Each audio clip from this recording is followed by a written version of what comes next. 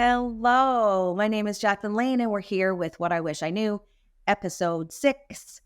All through my life, I've loved to learn. I've loved to ask people why, and I'd love to understand what makes people tick.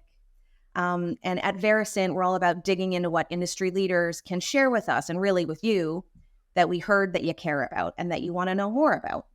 And that's what this series is all about, giving you information from experts on what you want to know more about. The last few episodes, we've been talking about how to manage change, how to motivate sellers, making changes internally, because what we're faced with today and right now is a volatility that's kind of unprecedented.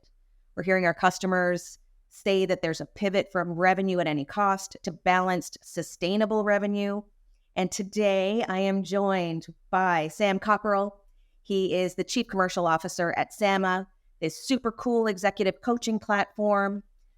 He started out as an individual contributor, but has evolved and moved on to CCO, but certainly has the customer at heart still. So Sam, thank you so much for being here today. Hi, Jackie. Great to be here. Thanks for having me. There's certainly been some bumps along that road. Well, hopefully we'll hear a couple of stories about that and how you got over it. So again, thank you for being here. So considering our topic today is about this shift, right? From companies bringing on revenue at any cost to, holy cow, we need to pump the brakes and figure out how to understand sustainable revenue and how to make that pivot. Let's start a little bit about how, as a CCO, your priorities may have changed over time and how it's maybe changed with market uncertainty. Yeah, I think, whether it's market conditions being volatile or changing, or even if I'm just in a new role or a new business for the first few weeks, my core priorities do tend to remain the same. So my focus is always on understanding the customers first, focusing the go-to-market around them and their buying journey. And then something I've learned in more recent years is finding a rate-limiting step. Specifically within the revenue engine, and then focusing all our efforts on solving that one thing until it's fixed, and you break the next thing and you go on to that. I think in my role, I'm responsible for the entire customer life cycle. So from the point where they have no idea who we are to hopefully the point where they love our service so much they're telling all their friends about it. And our goal, or my goal, is when a customer signs with me and my team, they know they can trust us to solve their problem and add value on the long term. Yeah, and it sounds like, in previous conversations we've had and just in what you've said, making your customers the priority has reaped rewards. And so I think a lot of customers have, or a lot of organizations and even leaders have struggled with the fact that maybe they've grown so fast, they haven't been able to give that one-on-one attention to different customers, or maybe the company's so big, they can't give that love and attention to a particular customer. So considering this revenue at any cost to a more sustainable, balanced, healthy revenue, if someone is looking to make this transition, where do you think you start? What would you say is first? Yeah, so I think the first thing is to focus on good customers, and having a clearly defined go-to-market, not worrying so much about a massive total addressable market. That's great for investors and sits really in that conversation. Your focus in revenue should really be around your serviceable, obtainable market, the people that you can win right now. And that means understanding your ideal customer, focusing on selling to the good ones and not the bad ones. And there certainly are bad ones. When you think about go-to-market, it's so important to interview your customers. You'll learn from them when to intercept their buying journey at the right time, the right stage, and you'll hopefully find your locksmith moment or moments. And that's where repeatability comes from. The understanding your customer, their job to be done, the core thing they're trying to solve now and into the future, that's where sustainability comes from, at least in my mind. You're trying to build a base of customers who trust you in the long term. So bad customers, right? I guess they show up in a number of ways. And the message here, it's always tough to do this, but it's okay to say no to bad customers and to not sell to them. Bad customers, they look like people who are asking for discounts versus really understanding the value of what you offer, the full value. They're looking for exceptions to your commercial model, your T's and C's. They're the ones that, when it comes to renewal date, they're pushing back on that price rise that's already in the contract. They're the ones that, don't use the full feature set, even though you've invested in educating them on all the different things they can do. And you're going to see people who are asking you to bend the product roadmap to their specific need, even though no one else in the customer base is asking for that feature. Or broadly, just anything about them that doesn't fit your company's vision and your North Star. Ultimately, those are the customers that are expensive to acquire, expensive to maintain, and they take up a disproportionate amount of your business's time. Yeah, I can certainly relate to having bad customers in the many years that I was a seller. Especially when your pipeline is struggling, and a time now when buying groups are massive and the sales cycles are taking long and the close rate is in the toilet. There's a ton of stats out there that say that salespeople are struggling. The big question is, what can we do to make sales reps feel better? But I can certainly relate to the bad customer thing, because all that you want is for them to be happy, right? All you want is to keep those customers and for them to continue generating revenue, but also have this mutual value. I think the big risk is when you do have those customers who aren't using your product set, who are looking for exceptions, all that stuff, because really that's a vulnerable takeaway, right? Like that customer can churn at any point because they're not using all the value and they're not sharing the value journey with you. So speaking of bad clients, I know I've wanted to do this a time or two, maybe with my kids. I don't know. Have you ever had to fire a client, and why? Yes. Yeah, I have. In a previous role, we had a subset of clients who joined us really early on, and they were paying a very low amount. At the time we won them, we were really focused on proof of concept. So we hadn't put much time into price discovery and figuring out what the market could or would bear in terms of price point. Over time, we combined our product features into an ecosystem, and with loads of extra value came a new commercial model. Some of those customers, fortunately not many of them, they didn't change their usage patterns. They were keeping to the old habits, despite fantastic UX and a CS team, client success team, that were investing hours in education and customization for them. At renewal, we had a choice really. Keep servicing them, keep the old price point, keep the old product features, or fire them and spend those customer success hours with customers that we can delight, deprecate those old features and old tech, and free up time for our engineers to focus on the roadmap and the future vision. So it was an easy decision, really. The feedback loop from product vision to customer success is so important for that sustainability we talked about, and especially in the revenue model. As I think across product, engineering, marketing, sales, customer success, all those teams are constantly creating, setting, and delivering on expectations. So it was an easy decision, because the bottom line is you need to win and retain the customers who are willing to go on that journey with you. Mm-hmm. I can't say that I've ever fired a client, but I can certainly say as a former seller, I have been told no when trying to bring on a client that just wasn't a great fit. And that's a really hard lesson for a seller to learn, is that it's not about bringing on revenue at all costs. It's about bringing on smart revenue. And so this creates this transition then. So we talked about from an organizational level, when it's a smart business decision to move forward from a client that doesn't make a lot of sense. The second piece is tied to kind of seller behavior and how to meet the client where they are.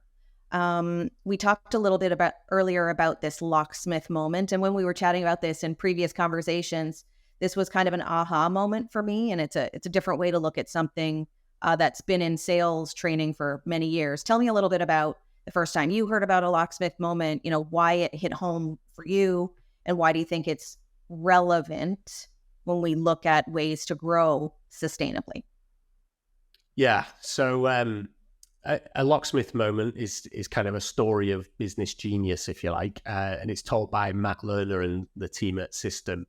And I hope he doesn't mind me kind of plagiarizing his content here, but it's really the idea of showing up to your prospect exactly where they are at the exact point of their need. So the example that Matt kind of teaches is, instead of this locksmith business investing in TV ads and billboards or even ranking highest for like locksmiths near me on Google, somebody figured out that no one is thinking about a locksmith until the point they really need one. And so the single best place to advertise their locksmith business is on a sticker underneath the lock of their customer's door.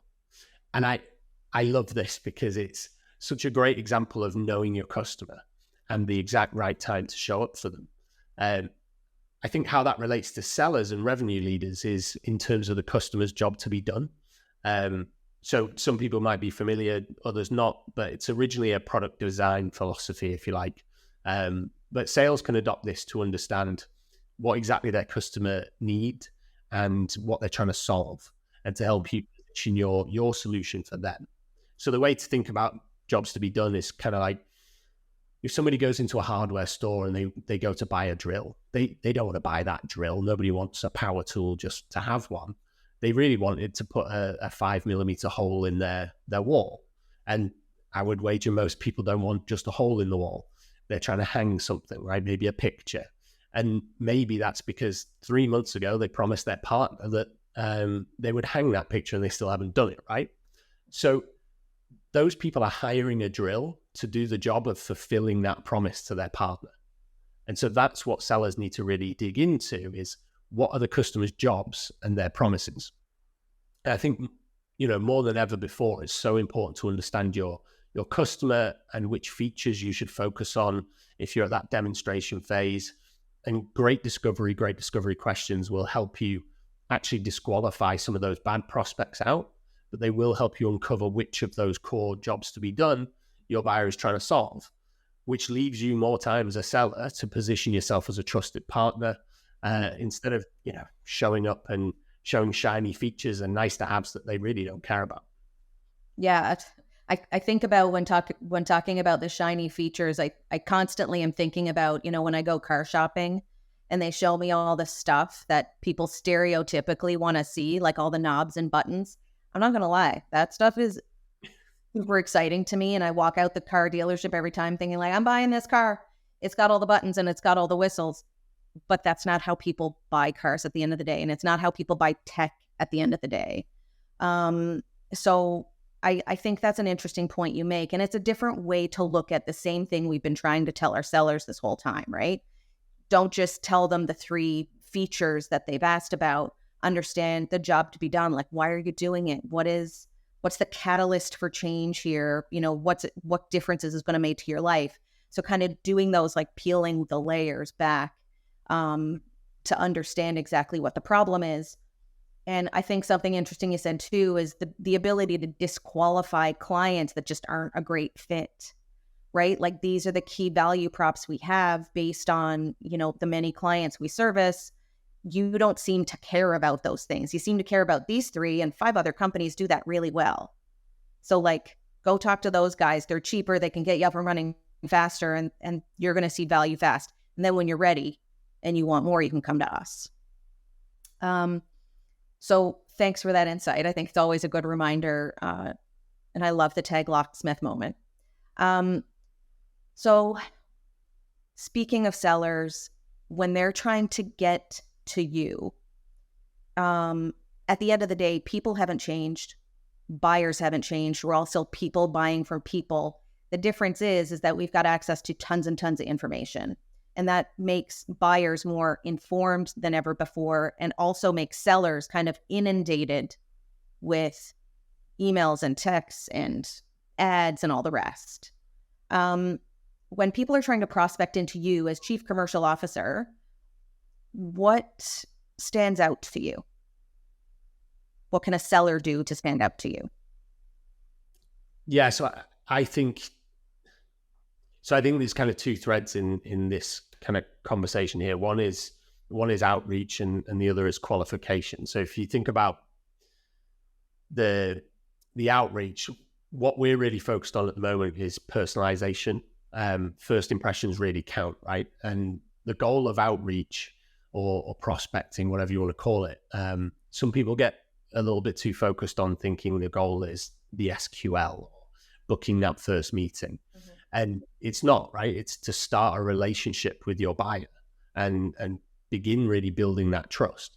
So personalized outreach is something that I've seen. It works. It works on me. It works on my customers, but only if you do it right. And when I say that, I mean, your ask in that first meeting really shouldn't be super high friction.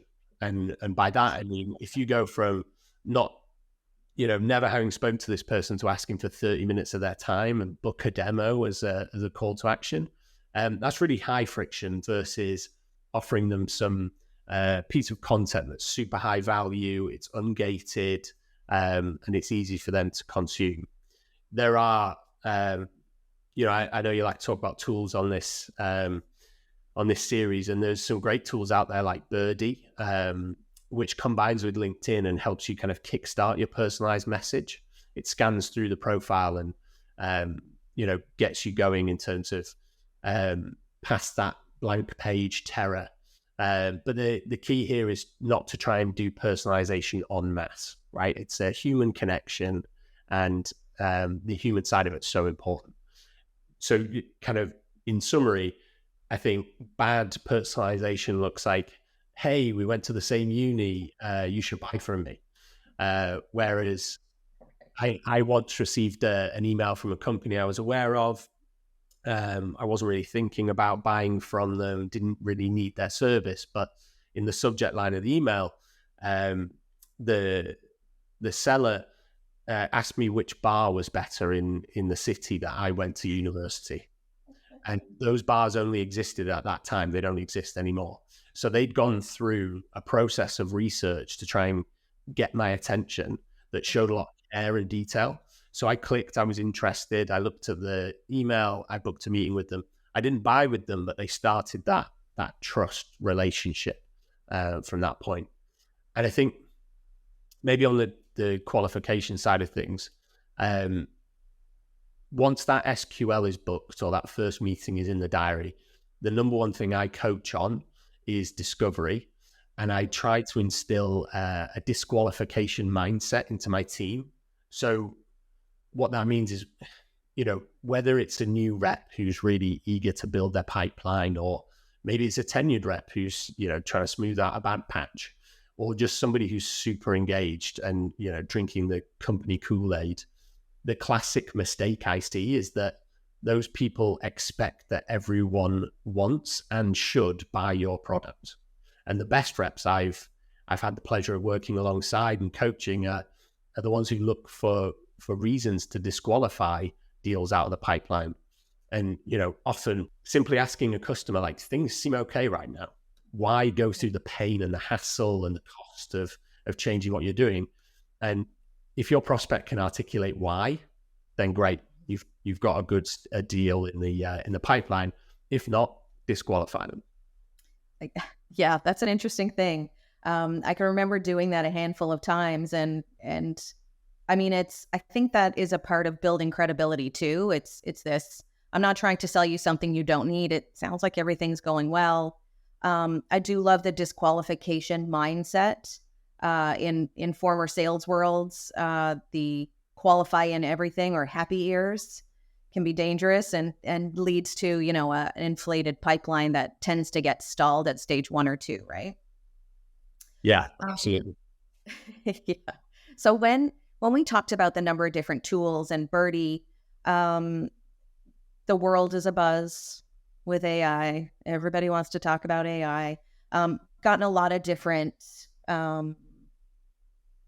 what's the word I'm looking for? But we've gotten a bunch of different opinions, I guess, or certainly levels of interest in AI since we've started the series, and some look at it as kind of critical to business success, and others have barely started. So what is your take on AI today? My take, not that I'm an expert on AI, but I think, everyone is talking about it, right? And I, from my viewpoint, at least, the well-informed ones seem to frame it as a thinking partner. In my opinion, the shortcuts you can achieve, they only really work if you invest in the editorial side of it. So investing in the prompts that you use initially, and the refinement with the after product, if you like. Using AI to research a prospect and get you past that blank page that we talked about when crafting an email or a call script is great. But again, just to kind of hammer this point home, you're a human trying to connect with another human, and you do need to sound like it. Where I've seen real power, though, is in pulling out data and insights from conversations, especially where you have a large data set. The impact there can be incredible, whether it's kind of driving prompts for your rep to pick up on a competitor and using auto-generated conversation cards to help them position your product against that incumbent, or even to help marketing use the right language in their content. And the key here is that you can spend all the money in the world owning your unique search terms, which describe your product perfectly. But especially if your category is new, then those people with pain today may not know how to find you. So you need to use their language to help them find you. And AI, conversational intelligence tools, can be great for pulling out those trends and the specific search terms your business should be bidding on. There's a trend now as well towards using voice notes instead of in-mails, and connecting on WhatsApp even. Using video software like Loom to deliver a pitch instead of paragraph after paragraph in an email. And there's software out there now that allows you to save time in that process by learning scripts and voice patterns, and even AI avatars that look like you using your voice, and creating a bespoke pitch for your prospects. I'm excited to see where it goes. It's a crazy concept to kind of wrap your head around, but it could work. When I've used it personally, just to share my own anecdote, is that I've taken, again, this like giant volume of information, and you ask for insights from that information, and it is so fast. So really, when you originally said it's kind of a thinking tool, it speeds up the manual efforts and then enables you to find information or dig through the most pertinent stuff. So I found that super useful. So it sounds like we're on the same page. Yeah, definitely. I have been asking you question after question after question, and I'm going to do it real fast because we're going to move to the quick question segment. Are you ready? Yeah, let's do it. My very favorite question to start with, I think that the question might be longer than your answer. This is how I construct the quick questions. When you were a kid, what did you want to be when you grew up? A pilot in the RAF. I had really bad eyesight in my teens, so it wasn't to be. Not that I would have definitely been qualified, but let's just say thank God for laser eye surgery. Amazing. I like to ask that question because anybody who ended up in sales at 5 was never like, I want to be a salesperson. So it's always fun to see where people ended up from their original dream. If you had a piece of advice for a seller who was brand spanking new, just starting out, what would you say to give them advice, and what would you say advice to ignore? Definitely the advice to listen to would be ask more questions and actually listen for the answers. Be comfortable with silence, because that happens just before the gold appears. Amazing. Anything to completely ignore?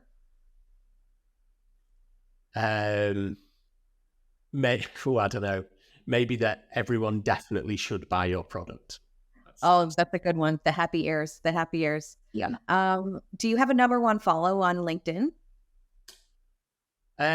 Yeah, at the moment it's Sam Jacobs. He's the CEO of Pavilion. His posts are quite often controversial, but they come from a place of honesty and integrity. And, if you get to know him, you can see he's been there and done it.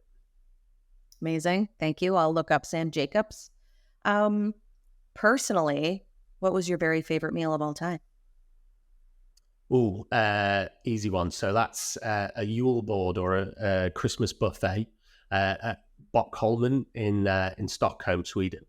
So imagine a wooden built house on a lake in winter, snow, ice on the lake. You walk in, there's warmth. You stay there for hours, eating course after course of different foods, pickled herring 100 different ways. Plenty of aquavit, which is Swedish schnapps, and no one ever asks you to leave. It's the perfect experience. Amazing. It's like visiting your grandma. Uh, don't leave. I'll fix your socks. Very last, since this is the series, what do you wish you knew more about?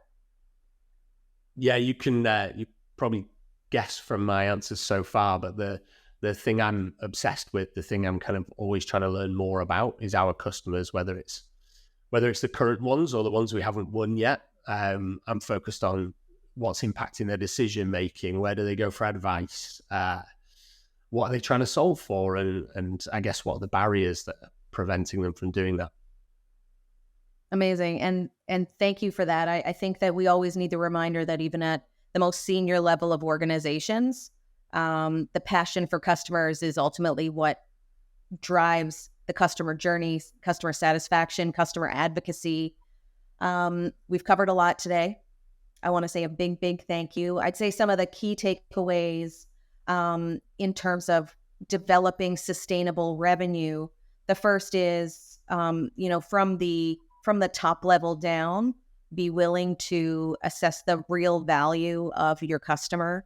In addition to the acquisition costs and the long-term value of your customers, so that you can determine if it makes sense for them to stay your customer. Are they worth as much as you're spending in time? And be ready to say no and potentially fire a customer. The second piece is on the sales side. So enabling your sellers to say no as well. Supporting them in their decision to disqualify so that you can build a sustainable client base and a more likely happy client base. And I can't help but love the locksmith moment, that kind of sales drill down where you continue to peel back until you understand exactly why someone needs that product or service to accomplish what they have to do day by day. So again, Sam, thank you so much. I appreciate all the insight and your honesty and your humor. So thank you so much for being here. And we will see you in the next episode of What I Wish I Knew.